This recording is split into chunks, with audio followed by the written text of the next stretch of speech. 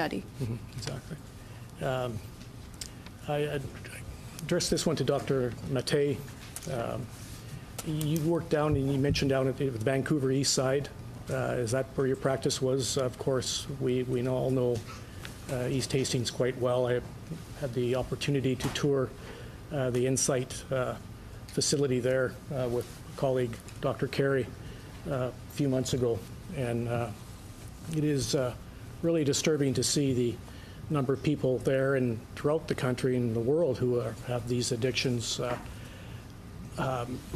We had a presenter here just before this session here, indicating that he felt, as a doctor, that marijuana was a gateway drug to harsher drugs. And I just wanted to know what your thoughts are on that, Dr. Mate. Do you believe that marijuana is a gateway drug to further on? First of all, thank you for the question. I just want to make a comment on your previous one about pregnancy. I think it's an important question. And I think that from the medical point of view, you would advise a pregnant woman, and possibly the legislation can consider this, that they should be warned that since we don't know what the effects are, since the research does not exist, in general, the best policy is to avoid stuff that we don't know the effects of.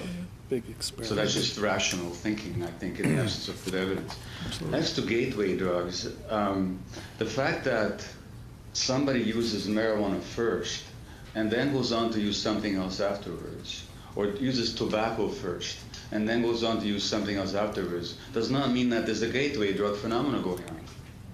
In fact, we don't even know that there's such a thing as a gateway drug phenomenon. Gateway means that unless you open that gate, the person doesn't go through it and doesn't develop a problem. Now, that's just no evidence for that. Yeah. It may be the case that a lot of people, before they get to the heavier drugs, will use lighter drugs, if you like alcohol, tobacco, or marijuana, but there's not necessarily a causative relationship.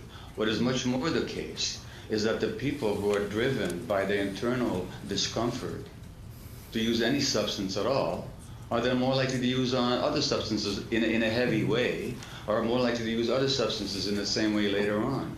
But that does not mean that the one led to the other. And I don't think there's any evidence for basing policy on a gateway drug theory.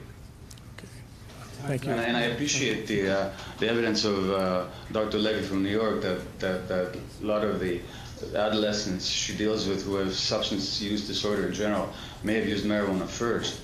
But that doesn't mean that there's a causative relationship, nor does it mean that illegalization, and I know that Dr. Levy, you're not suggesting that illegalization is a good idea at all.